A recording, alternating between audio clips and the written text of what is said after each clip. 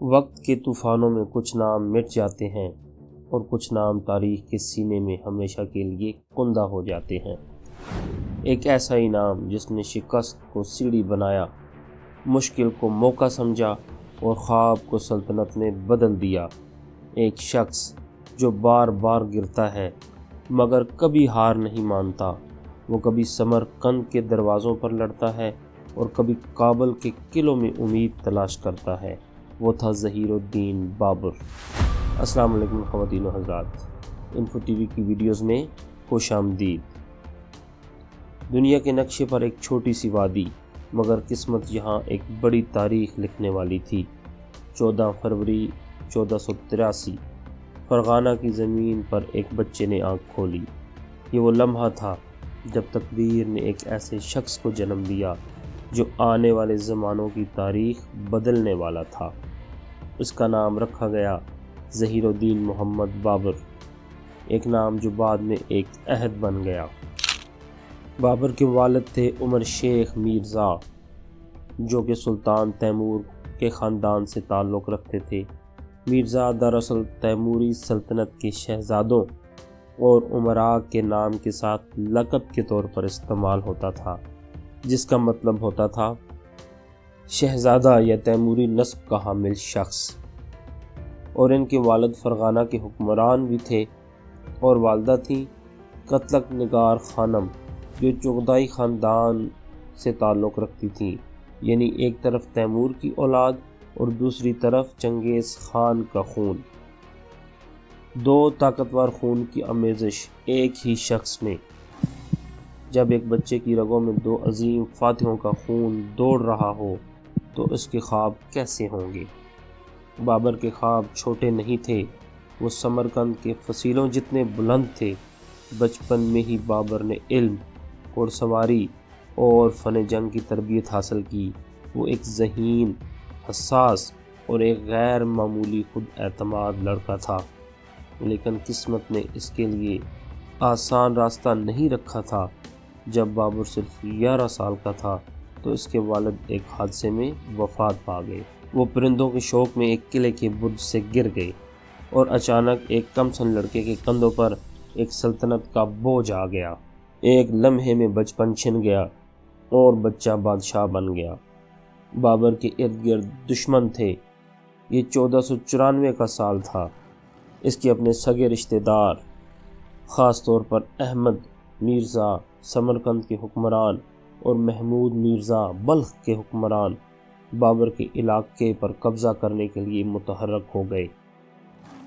ادھر فرغانہ کے اندرونی امراء بھی ایک کم عمر بادشاہ کے وفادار نہیں رہے۔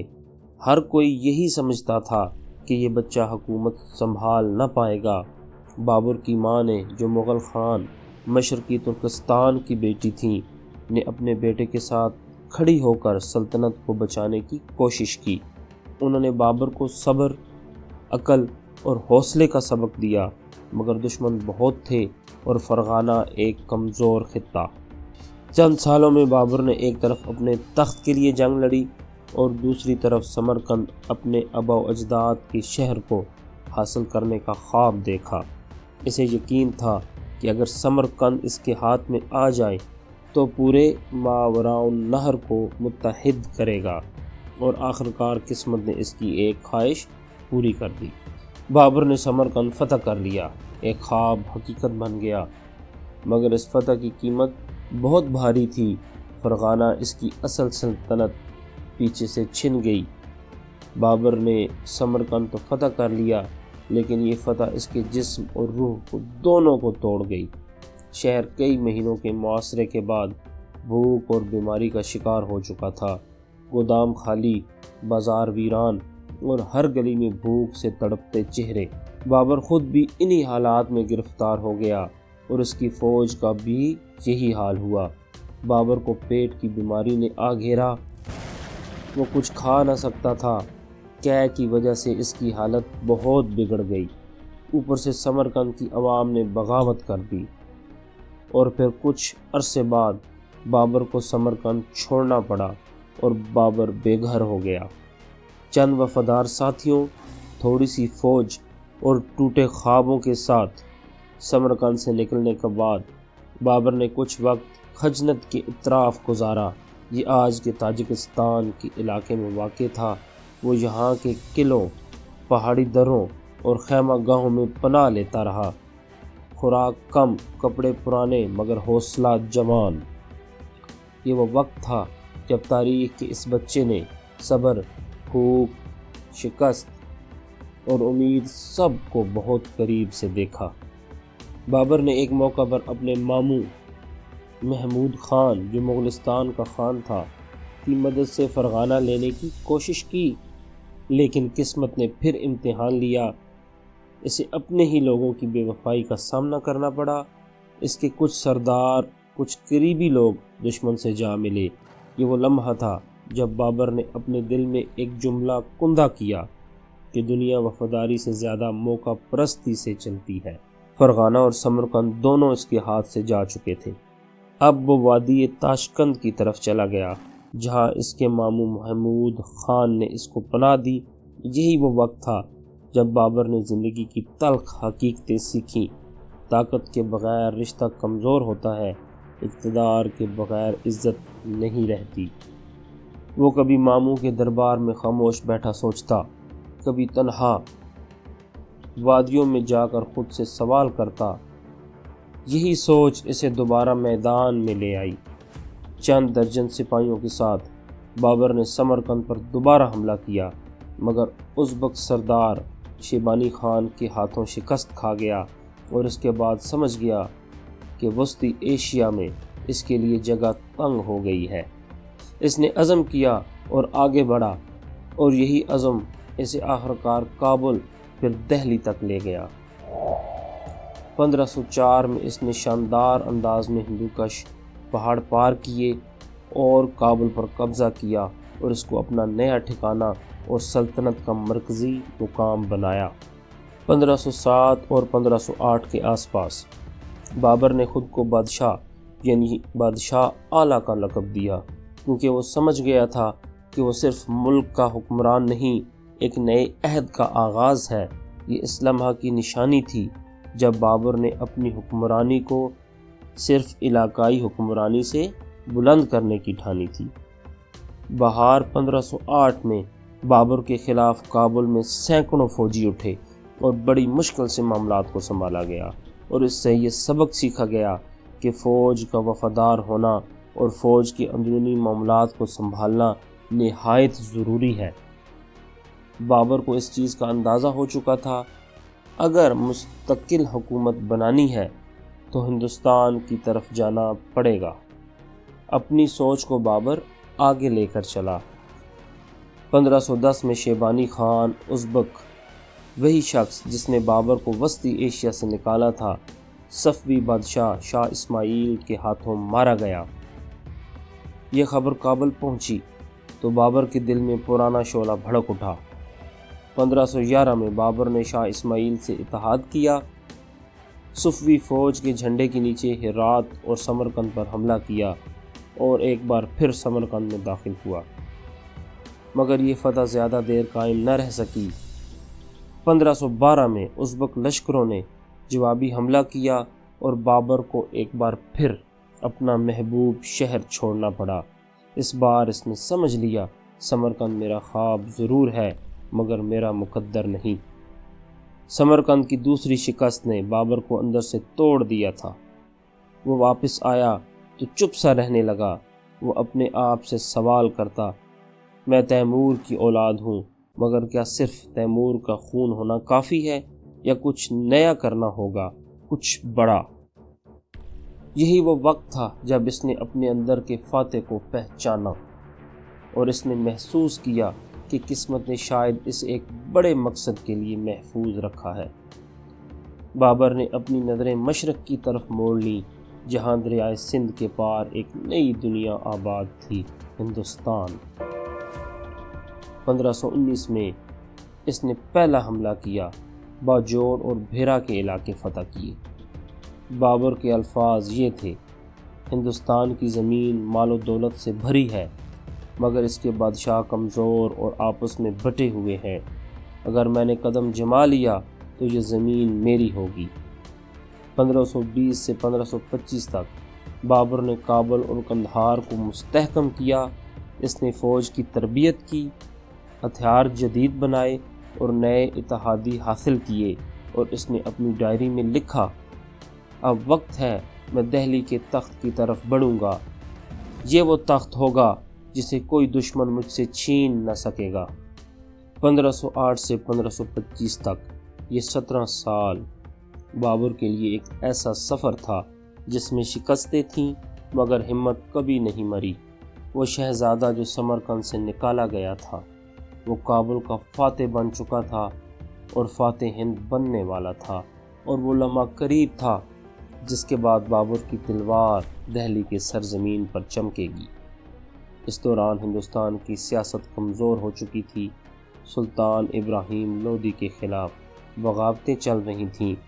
پنجاب کے گورنر علم خان لودھی، جو ابراہیم لودھی کا مخالف تھا، نے بابر کو خط لکھا، آؤ اور دہلی کے تخت کو اپنے ہاتھ میں لو، ہم تمہارے ساتھ ہیں۔ بابر کے لیے یہ لمحہ فیصلہ کن تھا۔ بابر نے کابل میں اپنی فوج کو جمع کیا۔ یہ وہی فوج تھی جو تیموری جنگی اصولوں پر تربیت یافتہ تھی، منظم، نظم و ضبط والی اور توپ خانے سے لیس، جو اس وقت ہندوستان کے لشکروں کے لیے ایک بالکل نیا ہتھیار تھا۔ دسمبر 1525 میں بابر نے کابل سے اپنی فوج کو روانہ کیا۔ راستہ خطرناک تھا۔ خیبر پاس کے تنگ درے، برف سے ڈھکی پہاڑیاں اور دشمن قبائل جو راستے میں گھات لگائے بیٹھے تھے۔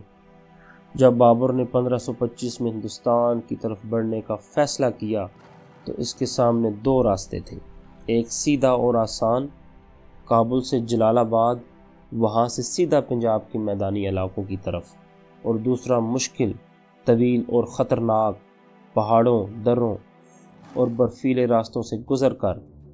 تو سوال یہ تھا، بابر نے آسان راستہ کیوں چھوڑا؟ سیدھا راستہ روایتی حملہ آوروں کا راستہ تھا، اور اس راستے پر افغان قبائل اور لودھی سلطنت کے جاسوس ہر وقت نظر رکھتے تھے۔ اگر بابر وہاں سے آتا تو اس کی ہر حرکت لودھی دربار تک پہنچ جاتی، مگر پہاڑی درے دشمن کی آنکھوں سے چھپے ہوئے تھے، اسی لیے اس نے وہ راستہ چنا جہاں دشمن کو اس کی آمد کی خبر تب ملی جب وہ دروازے پر پہنچ چکا تھا۔ اپریل 1526 میں ایک دن ایسا تھا جس نے بر صغیر کی تاریخ ہمیشہ کے لیے بدل دی۔ بابر کی فوج تقریباً 12,000 سپاہیوں پر مشتمل تھی، جبکہ ابراہیم لودھی کے پاس 1,00,000 سے زائد فوج تھی۔ دیکھنے میں طاقت کا توازن واضح تھا، مگر فرق تھا دماغ، نظم و ضبط اور توپ خانے کا۔ بابر نے پانی پت کے میدانوں میں فوج کو ایک نیا انداز دیا۔ اس نے میدان میں لکڑی کے رتھوں کو زنجیروں سے جوڑ کر ایک حفاظتی دیوار بنائی۔ ان رتھوں کے درمیان فاصلہ چھوڑا گیا جہاں سے توپ خانے کی آگ دشمن پر برسائی جا سکتی تھی۔ یہی وہ ترکی طرز جنگ تھی جو ہندوستانیوں کے لیے نئی تھی۔ ابراہیم لودھی کا لشکر بے ترتیب اور اعتماد میں ڈوبا ہوا تھا۔ اس نے سیدھا حملہ کیا، مگر بابر کی توپوں اور تیر اندازوں نے ان کی صفیں توڑ ڈالی۔ دھوئیں، گولوں اور چیخوں کے بیچ بابر کی فوج نے آہستہ آہستہ میدان کو گھیر لیا۔ ابراہیم لودھی لڑتے ہوئے مارا گیا، اور یوں ایک دن میں ہندوستان کی سب سے بڑی سلطنت کا قبضہ بابر نے اپنے ہاتھ میں لے لیا۔ بابر دہلی میں داخل ہوا، تھکا ہوا مگر فتح یافتہ۔ یہ وہی شخص تھا جو سمرقند سے بے دخل ہوا، کابل میں پناہ گزین بنا اور آخرکار دہلی کا بادشاہ بن گیا۔ دہلی اور آگرہ کے لوگ مغلوں سے ناواقف تھے، نہ ان کی زبان سمجھتے تھے، نہ ان کے طور طریقے۔ بغاوتیں شروع ہو گئیں۔ راجپوت سردار، افغان سردار اور پرانے لودھی وفادار، ہر طرف بغاوت کے شعلے بھڑک اٹھے۔ راجپوتوں کے طاقتور رہنما رانا سنگھا نے اعلان کیا، دہلی پر غیر ملکی کا قبضہ قبول نہیں۔ یہ اعلان تھا ایک نئی جنگ کا جسے تاریخ نے یاد رکھا، جنگ خانواں کے نام سے۔ جو کہ 1527 میں لڑی گئی۔ راجپوت لاکھوں کی تعداد میں، شاندار گھوڑے، ہاتھی اور بہادری کا سمندر، اور دوسری جانب بابر ایک مغل بادشاہ جو توپوں، تدبیر اور ایمان سے لیس تھا۔ خانواں کے میدان میں توپیں گرجیں، زمین لرزی اور راجپوت طاقت بکھر گئی۔ یہ لمحہ بابر کے روحانی انقلاب کا آغاز تھا۔ بابر نے اپنی سلطنت کو مضبوط کرنے کے لیے اصلاحات کا آغاز کیا۔ اس نے ٹیکسوں کا نظام درست کیا، فوج کو منظم کیا اور عدل و انصاف کو رواج دیا، مگر ساتھ ساتھ اسے ہر طرف سے سازشوں کا سامنا تھا۔ کبھی افغان بغاوت، کبھی مالی مشکلات، کبھی موسم اور وبائیں۔ بابر اکثر آگرہ کے کنارے بیٹھ کر اپنے دیس فرغانہ کو یاد کرتا تھا۔ وہ لکھتا ہے، ہندوستان کی ہوا میں فرغانہ کی خوشبو نہیں، یہاں کے لوگ مختلف ہیں مگر میں ان کے دلوں میں اپنی یاد چھوڑ جاؤں گا۔ 1530 میں بیماری نے بابر کو کمزور کر دیا۔ اس کے سامنے اس کا بیٹا ہمایوں بستر مرگ پر پڑا تھا۔ کہا جاتا ہے بابر نے دعا کی، اگر میرے مرنے سے میرے بیٹے کی جان بچ سکتی ہے تو اے خدا یہ جان لے لے، اور تاریخ کہتی ہے ہمایوں ٹھیک ہو گیا، بابر مر گیا۔ بابر نے اپنی زندگی میں 40 سے زائد جنگیں لڑیں، مگر آخر میں وہ سکون کی تلاش میں تھا۔ اس کی قبر کابل میں ہے۔ اس نے وصیت کی تھی کہ مجھے وہاں ہی دفن کرنا جہاں سے میں نے خواب دیکھنے شروع کیے تھے۔ کیا عجب تقدیر ہے، ایک شخص جو پہاڑوں سے نکلا، دریاؤں پر حکومت کر گیا اور آخر کار شاعر کے الفاظ میں امر ہو گیا، میں نے زمینیں فتح کیں مگر دلوں کو جیتنا سب سے مشکل جنگ تھی۔